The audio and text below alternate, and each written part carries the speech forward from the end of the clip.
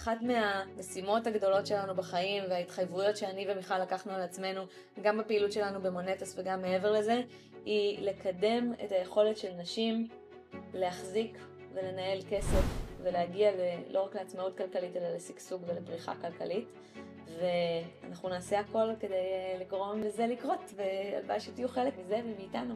אני רוצה לשתף וגם להזכיר לנו בגאווה שבלאורך השנים האלה שאנחנו עובדות על מונטס, אנחנו עושות גם שינויים בשותפים שלנו. יש לנו שותפים פיננסיים. כל בתי ההשקעות. כל בתי ההשקעות היו מאוד מאוד פתוחים לרעיון הזה של תוכנית שאנחנו נכנסנו לשוק, היינו התוכנית הראשונה שהיא רק לנשים. נכון. היו מאוד מאוד פתוחים לזה, והיו מאוד פתוחים גם לביקורת שוטפת. נכון. מאיתנו. את זוכרת שהיה את הבית השקעות הזה שהפרסומת שלו הייתה עם גברים, ואמרנו להם אנחנו רוצות בבקשה תמונה של אישה, כדי שנשים ירגישו נוכחות בפנים. נכון. בתוך המשחק הזה אנחנו רוצות שכשהן לוחצות על הטופס הרשמה, אז שלא רשום רק הירשם, אלא שיהיה שפה שמזמינה גם אתכן להיות חלק מהמשחק הזה. כן, המרנו הרבה יחד איתנו במסע. נכון.